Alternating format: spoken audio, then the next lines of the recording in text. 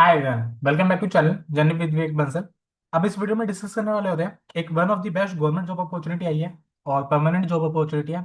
आइए one by one करके discuss करते हैं। रिट्स लिमिटेड नवरत्ना है, पीएसयू है और ये मेनली इंफ्रास्ट्रक्चर वगैरह में है। एंटरप्राइज अगर आप वेबसाइट पे चेक करेंगे तो I think one of the best में आई और इसके काफी एग्जांपल्स आज की बुक में भी देखने को मिलेंगे।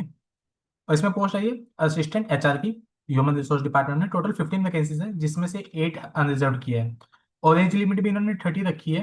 और मेन बात यहाँ पे ना, जैसे आप नीचे देखेंगे, ग्रेजुएशन इन एनी डिसिप्लिन मतलब लिखा होता है कि आपको खाली एचआर में चाहिए, समथिंग चाहिए। ऐसा नहीं है, ओपन रखा है एनी डिसिप्लिन। और एक्सपीरियंस नील है कि अगर आपके पास हो तब भी ठीक है, ना हो तब भी ठीक है। तो एक्सपीरियंस नील है यहाँ पे क्या। बट इन्होंने एक चीज़ बोली है कि जो आपकी ग्रेजुएशन में मार्क्स है वो मिनिमम 50% होने चाहिए। अगर आप रिजर्व कैटेगरी से SC ST OBC PWBD और आप इसमें 45% चाहिए मार्क्स। और आपकी यूनिवर्सिटी रिकॉग्नाइज होनी चाहिए जो इसमें लिखा है, डीम्ड यूनिवर्सिटी वगैरह। फिर इन्होंने लिखा आपका एक टेस्ट होगा 125 मार्क्स का, नीचे जिसमें बाइफिकेशन दिया इन्होंने 125 में क्या क्या पूछेंगे। फिर इन्होंने बोला कि आपके सारे डॉक्यूमेंट्स जेन्युइन होने चाहिए, अगर आपका जेन्युइन नहीं होगा तो हम आपको टर्मिनेट भी कर सकते हैं और आपकी इनएलिजिबल हो जाएंगे, वॉइड हो जाएगा। वो सब चीज़ें आप इसको रीड कर सकते हैं। फिर इन्होंने बोला कि रिटन टेस्ट होगा 100%, यानी कोई इंटरव्यू नहीं है।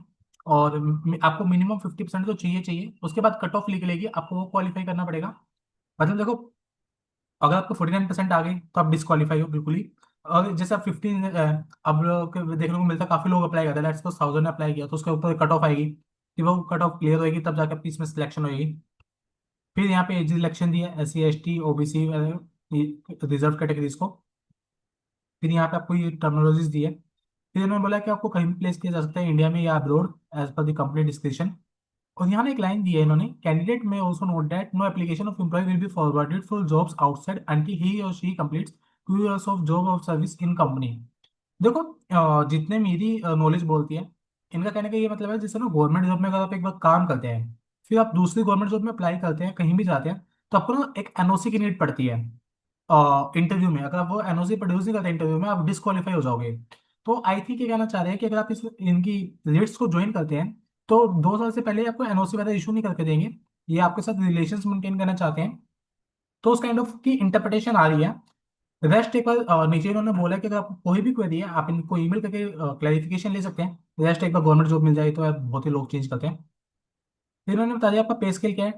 20,000 ना, ये देखो, अब लोगों को लगेगा 20,000 पर मंथ की सैलरी। 20,000 नहीं है, ये आपका बेसिक होता है, बेसिक के बाद HRA DA मल्टीपल कंपोनेंट्स लगते हैं गवर्नमेंट जॉब में। तो इन्होंने बता दिया आपका जो CTC है 8.16 लाख है इनिशियली। फिर फॉर्म्स का रेट भी बड़ा रीजनेबल ही है। जनरल और OBC के लिए 300 और EWS वाला के लिए 100 रुपीज। फिर इन्होंने देखो, जैसे मैं बोल रहा था कि कोई भी क्वेरी है आप उनको रीच आउट कर सकते हैं। यहाँ पे इन्होंने पेमेंट का बोला है बट नीचे इन्होंने फॉर्म की रिगार्डिंग भी बोला है एक जगह। फिर इन्होंने रिटन टेस्ट के लिए 14 लोकेशंस बताई हैं। अब इन्होंने 14 के बाद एक नीचे नोट डाल दिया कि गुड़गांव वगैरह का तो सही है, बट बाकी लोकेशंस का डिपेंड अपॉन कितने कैंडिडेट्स अप्लाई करते हैं कैसे लोकेशन पे, तो आपको वो बाद में कंफर्म कर देंगे। तो ये हो गया। यहाँ पे आपके ये पेपर का आ गया कि इंग्लिश के 40 क्वेश्चन आएंगे, उसमें से भी क्या क्या पूछेंगे। डाटा एनालिसिस एंड इंटरप्रिटेशन के 40 है। और ऊपर ना एक जगह लिखा हुआ था कि इसके अंदर कोई नेगेटिव मार्किंग नहीं है। अगर आपका 125 नंबर का पेपर है तो, हाँ ये था, 2.5 घंटे का पेपर है और there will be non active marking, कोई मार्क्स डिडक्ट नहीं होगा इसमें। तो ये भी एक बढ़िया ही है, तो इसको भी आप कंसिडर कर सकते हैं। तो अगर आप तुक्का भी मारते हैं, मान कर निकल जाए तुक्का, तो ये सब चीज़ें होगी। फिर आपका ये सर्टिफिकेट का कि इन्होंने बता दिया कि कैसे है। फिर इसके बाद नीचे आगे, if you have any query तो आप ये अपनी इनकी ईमेल पे भेज सकते हैं ये सारी इन्फॉर्मेशन के साथ। फिर इन्होंने बता दिया कि आपकी डेट लास्ट 27 अप्रैल, और अभी रिटन टेस्ट की डेट बता देंगे, कंफर्म कर देंगे। और एडमिट कार्ड भी अभी इन्होंने मतलब कुछ भी नहीं बताया। और आपको ये सारे डॉक्यूमेंट्स हैं, डॉक्यूमेंट सबमिशन चेकलिस्ट तो आपको भेजनी है।